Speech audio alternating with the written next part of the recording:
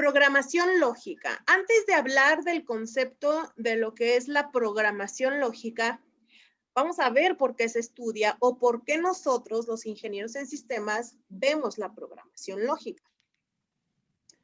Para esto, voy a empezar con ver un poquito acerca de la introducción. Aquí voy a ver vagamente lo que es el lenguaje lógico, que es la lógica, para centrarme en 3 puntos importantes: la lógica proposicional, la lógica inferencial y la lógica de primer orden. Esta última, basada en las cláusulas de Horn, es la lógica que utiliza Prolog, que es nuestro lenguaje de programación para programar lógica, con la que se basa su sintaxis.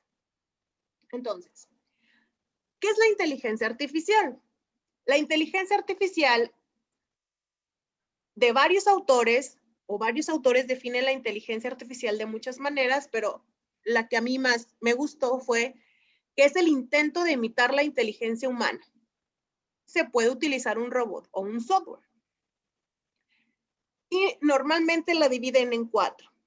Aquellos que piensan o los sistemas que piensan como humano, los sistemas que actúan como humanos, los sistemas que usan la lógica racional y los sistemas que actúan racionalmente.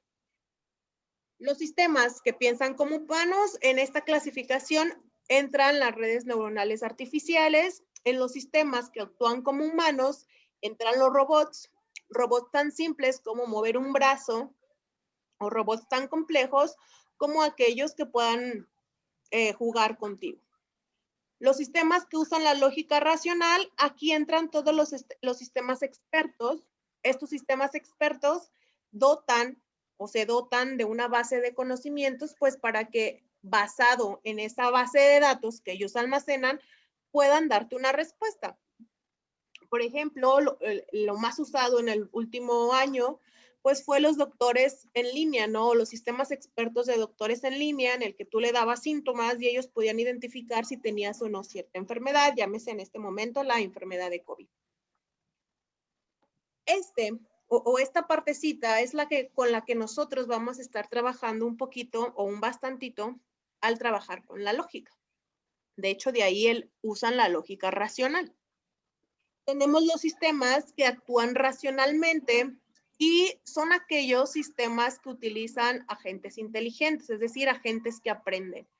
¿Cuándo se usan estos? Normalmente en los juegos, como en el del gato, del algoritmo Minimax, o en un ajedrez que juegas con la computadora, que reaccionan ante un movimiento que tú haces.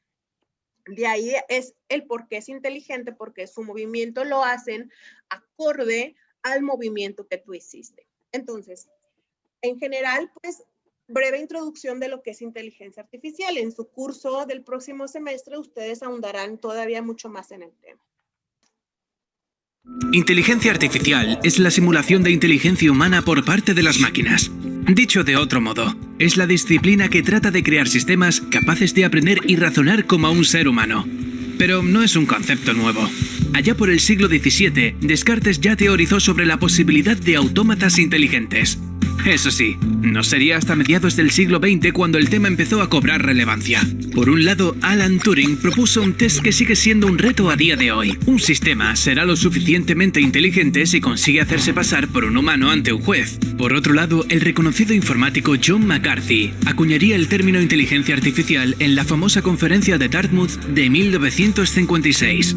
En las siguientes décadas, se han hecho grandes progresos pasando por sistemas expertos como Deep Blue, capaz de vencer al campeón mundial de ajedrez en el 97, Garry Kasparov, hasta sistemas capaces de aprender por sí solos, como AlphaZero, que en el 2017 se convirtió en rey de este deporte con tan solo 5 horas de entrenamiento autónomo.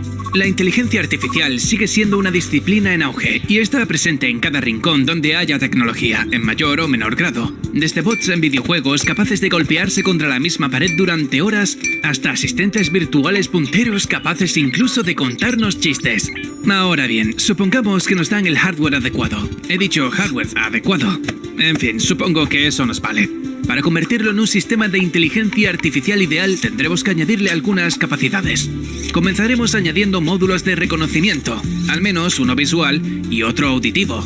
Añadiremos otro módulo de NLP, Natural Language Processing, con el objetivo de interactuar correctamente con seres humanos. Le introduciremos una cantidad ingente de datos en memoria y un sistema de Machine Learning para obtener patrones y conclusiones propias. Para ello aplicaremos algunos complejos algoritmos. Y voilà, obtendremos el sistema de inteligencia artificial ideal. Bueno, no exactamente. Según la ciencia ficción, nos faltaría que este robot fuera capaz de emular sentimientos y tuviera conciencia propia. ¿Nos atrevemos con el reto? La inteligencia artificial está dotada de distintas disciplinas. Es decir, si yo quiero crear robots, redes neuronales, etcétera, debe de inmiscuir distintas disciplinas. Una de ellas, pues, es la neurociencias, que es la encargada de estudiar el cerebro, y de ahí viene, pues, la aplicación en redes neuronales, la biología evolutiva, mucho de eso, pues, se utiliza en la parte de robots, la psicología, de alguna otra manera, en la psicología, pues, al dotar a los agentes un pensar, pues, también se necesita estar analizando esa información. Las matemáticas son básicas para la inteligencia artificial, las ciencias de la computación, que pues nosotros entramos en este proceso, y la lógica. La lógica es muy importante porque la lógica es la que se va a encargar de analizar los razonamientos para verificar si son válidos o no válidos. ¿Qué significa la lógica? Bueno, la lógica es una ciencia formal que forma parte de la filosofía y de las matemáticas. Esta parte es importantísima. La lógica forma parte de la ciencia filosofía y de las matemáticas. Es una mezcla de las dos. ¿Por qué? Porque la ciencia filosófica se encarga de analizar, en este caso, los razonamientos, y las matemáticas pues se encargan a través de operaciones, de operandos, en este caso operadores lógicos, de analizar también esa información. La lógica viene del griego logike, que significa dotada de razón, y también derivado de la palabra logos, que equivale a palabra o pensamiento. ¿En qué se centra la lógica? Bueno, se centra en el estudio de los procedimientos válidos y no válidos de pensamiento, es decir, en procesos como la demostración, la inferencia, la deducción, para poder identificar si tus conceptos o tus razonamientos son falacias, paradojas o realmente dicen la verdad. Existen diferentes tipos de lógica. La lógica filosófica, esta lógica filosófica, la lógica aristotélica, de alguna otra manera, pues, bueno, no de alguna otra manera, su nombre lo indica, es definida o es diseñada por Aristóteles. Tenemos la lógica matemática, la lógica computacional y la lógica formal e informal. Los tipos de la lógica, aunque son distintos tipos de lógica, o se clasifican distintos tipos, todos de alguna otra manera se centran en analizar los razonamientos. Nosotros entramos en esta, ¿no? La lógica computacional, que orientado o definido, la lógica matemática y la lógica computacional son lo mismo. Es decir, la diferencia es que la lógica computacional está enfocado a la computación, hasta su nombre lo indica, ¿no? Pero ambas estudian la inferencia lógica, la lógica proposicional o la lógica de primer orden. Y aquí es donde nosotros entramos. Nosotros vamos a estudiar la lógica computacional, la cual sirve o la cual es una rama de la lógica. Y ojo, al decir que es una rama, fíjense la partecita en que estamos para estudiar la inteligencia artificial. Nosotros vamos a ver este tipo de lógicas, la cual se deriva de la lógica computacional, la cual se deriva de los tipos de la lógica, y la lógica es una disciplina de la inteligencia artificial. Nosotros estamos como que en lo último, o más bien no, en lo principal o en uno de los inicios para estudiar la lógica, para que en un futuro ustedes se puedan dedicar a una parte de la inteligencia artificial. ¿Qué es la lógica proposicional? La lógica proposicional estudia las variables proposicionales o sentencias lógicas, sus implicaciones y sus evaluaciones de verdad. Esta lógica proposicional se basa en proposiciones lógicas, de ahí viene el nombre de proposiciones lógicas. Es una expresión lógica, una expresión o una oración. Una proposición lógica es una expresión o una oración. Y aquí viene esta partecita, identificar cuál es el objetivo de la proposición lógica. Todo lo que yo estoy diciendo en este momento es un lenguaje formal llamado español, la cual lo puedo hablar o también lo puedo escribir. Sin embargo, pues una computadora no me va a entender mi lenguaje. Lo que hace una computadora es, a través de sintaxis, etcétera, pues va a entender tu razonamiento. Pero para eso se le tiene que dotar de cierta información acorde a cierta sintaxis. Entonces, ¿qué es lo que hace la proposición lógica? La proposición lógica se encarga de transformar un lenguaje formal, como en este caso el del humano, a un lenguaje formal lógico. Y para eso requiere expresiones, para eso requiere cierta sintaxis. La lógica proposicional se encarga de traducir un lenguaje formal, como en este caso el lenguaje español o lenguaje humano, que recordar que el lenguaje humano es el inglés para la parte de computación. La lógica proposicional traduce de un lenguaje humano a un lenguaje lógico. Para eso requiero cierta sintaxis. Para eso requiero expresiones. Entonces, una proposición lógica, una proposición es una expresión tan simple como fui al cine, ayer vi una película, no me gustan las papas, me encanta el pastel. Todas ellas son proposiciones lógicas, que pueden ser que sean verdaderas o sean falsas. Aquí viene, la UNAM es una universidad privada, que su valor de verdad es falso porque realmente es pública. 17 menos 6 es igual a 10, también es una expresión. Entonces, cada uno, incluso todo lo que yo estoy diciendo en este momento es una expresión o una proposición lógica, que puede ser simple, como fui al cine, o puede ser compuesta, como fui al cine o al teatro. ¿Cómo identificar cada una de ellas? Por ejemplo, si yo digo aquí, fui al cine, esto es una proposición lógica, ¿sí? Fui al cine. Pero la lógica proposicional trata de traducir tu lenguaje humano a un lenguaje lógico. Un lenguaje lógico, la mayoría de los autores utilizan las letras a partir de la letra P en minúscula, P, Q, R, S, T, W, X, Y, Z, y si no alcanzas, inicias en A. Normalmente en minúsculas, así lo manejan la mayoría de los autores. Algunos otros autores lo manejan en mayúsculas. Y ojo, algunos lenguajes de programación lógica, pues tienen su sintaxis de las letras que puedes utilizar para identificar proposiciones. Entonces, lo primero que tenemos que hacer es identificar mis proposiciones y renombrarlas con una letra. Si yo fui al cine, lo identifico como la letra P. Fui al teatro, la identifico como la letra Q. Fui a cenar, la puedo identificar incluso como una letra R. Lo primero que debemos de identificar, primero son mis proposiciones. A estas proposiciones se le conocen proposiciones simples. Son proposiciones las cuales es una expresión. Las proposiciones compuestas son aquellas que están conectadas, como su nombre lo indica, pues a través de un conector. Los conectores que ustedes utilizan normalmente es el not, el and y el or.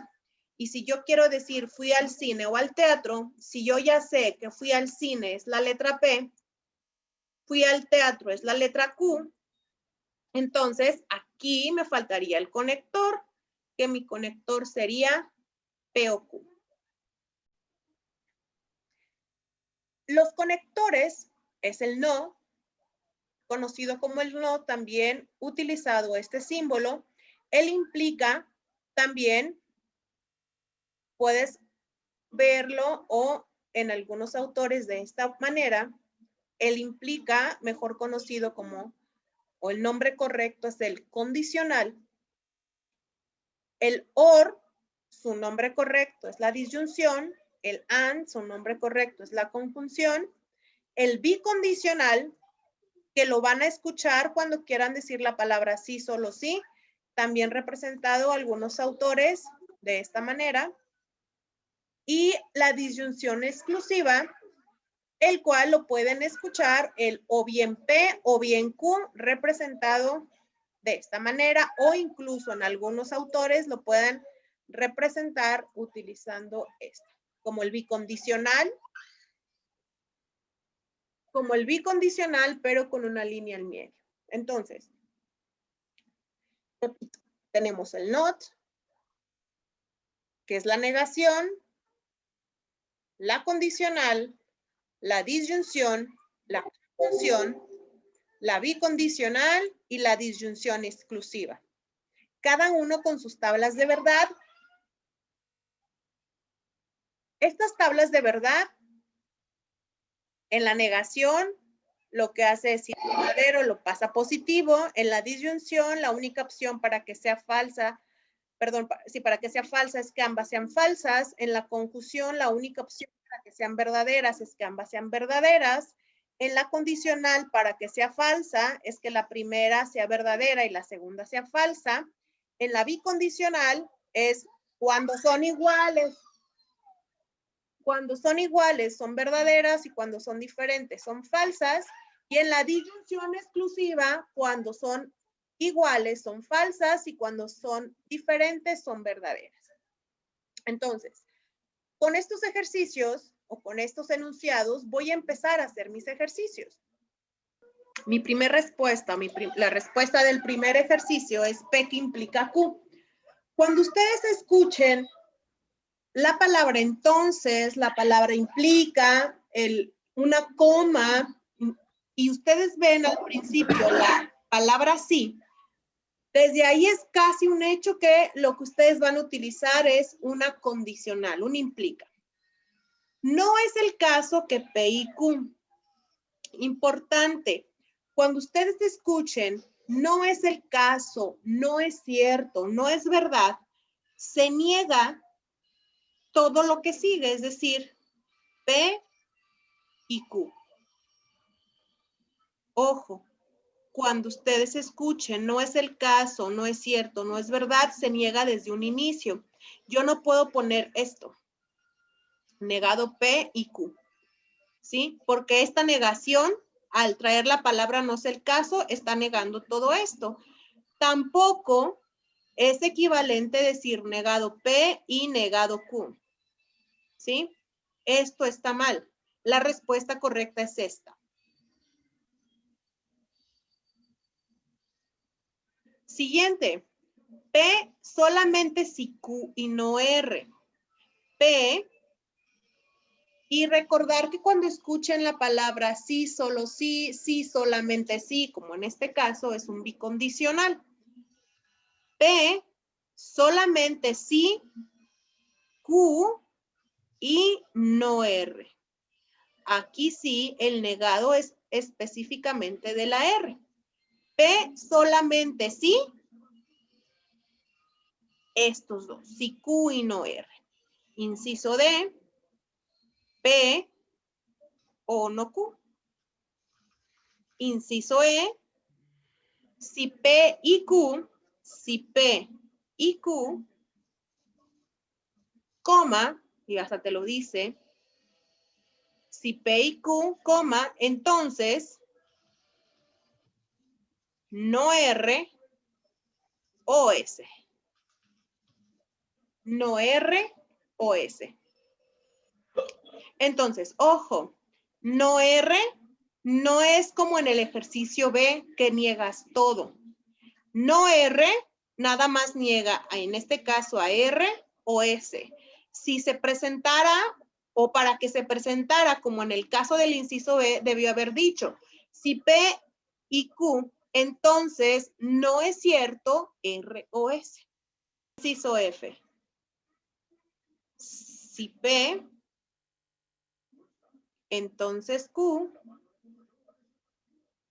y si Q, entonces P. Y estas serían mis respuestas de estos ejercicios.